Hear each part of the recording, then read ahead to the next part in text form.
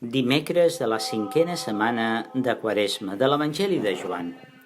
En aquell temps Jesús digué als jueus que havien cregut en ell: si us manteniu ferms en el que jo us dic, sereu de debò deixebles meus, i coneixereu la veritat, i la veritat us farà lliures.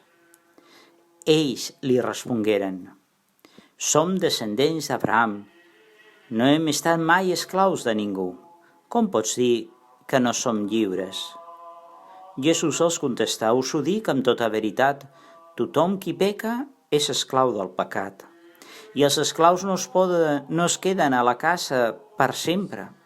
Els fills sí que s'hi queden per sempre. Per això, si el fill us treu de l'esclavatge, sereu lliures de debò. Ja sé que sou descendents d'Abraham, però voldríeu matar-me perquè no suporteu el que jo us dic. Jo us parlo d'allò que he vist estant amb el Pare, mentre que vosaltres feu allò que el vostre pare us diu. Ells insistiren: el nostre pare és Abraham. Els diu Jesús: si fóssiu fills d'Abraham, faríeu el que ell feia. Però ara resulta que em voldríeu matar, a mi, que us he dit la veritat tal com l'he sentida de Déu. Això Abraham no ho va fer. No, vosaltres imiteu les obres del vostre pare. Li responen: nosaltres no som pas fills bors, no tenim més pare que Déu.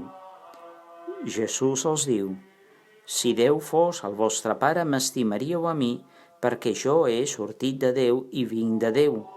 No he vingut pas pel meu compte, sinó que ell m'ha enviat. Benvolguts, a l'Evangeli d'avui ressona amb força aquestes paraules del Senyor. Aquestes paraules que ens criden a ser lliures. La veritat us farà lliures. El Crist ens presenta com aquell que ens allibera. I potser avui més que mai ressonen en nosaltres aquestes paraules perquè ens veiem privats de la llibertat de moviments, perquè vivim reclosos en les nostres llars, en les nostres cases. I això no ens deixa ser lliures per moure'ns, per sortir, per fer allò que volem fer. I així ens preguntem: què és el que ens fa lliures de veritat? Les nostres circumstàncies externes? O la llibertat neix dins de nosaltres? Podem ser lliures tancats a casa nostra? Naturalment, perquè som lliures en aquestes circumstàncies que vivim.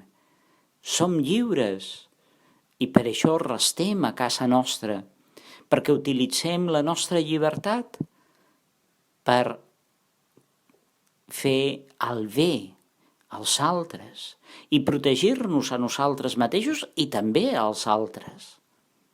És un exercici de la nostra llibertat quedar-nos a casa. No és una imposició, és un acte que neix de la nostra pròpia llibertat, restar a casa nostra. I ho dic això perquè en aquests dies, potser més que mai, podem entendre aquells homes i dones que, utilitzant la seva llibertat, han decidit tancar la seva vida en tants convents i s'han tancat, s'han privat d'aquesta llibertat de moviments perquè han trobat la font de la veritable llibertat, que és Jesucrist, que és el que ens fa lliures. I ens fa lliures perquè ens deslliura d'allò que veritablement ens lliga.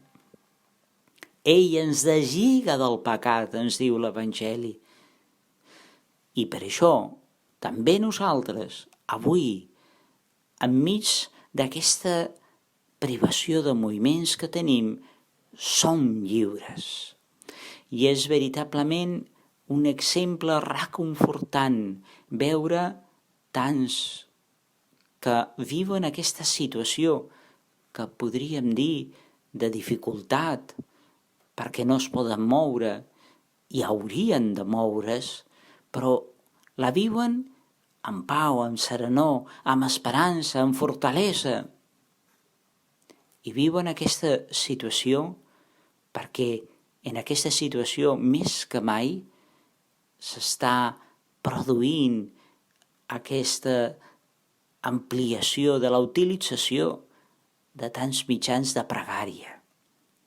Molts viuen aquests moments de confinament més que mai lligats a la pregària, que els fa lliure i que els enforteix en aquest moment i que senten com Jesucrist els allibera enmig d'aquesta esclavitud, l'esclavitud del nostre propi pecat.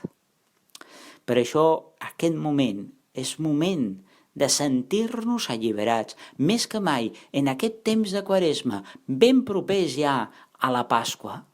El Crist ens ve a alliberar i aquest any més que mai hem de celebrar la Pasqua perquè ell és la font de la vida, ell és el que ens alliberarà en la Pasqua d'allò que ens esclavitza, el nostre pecat.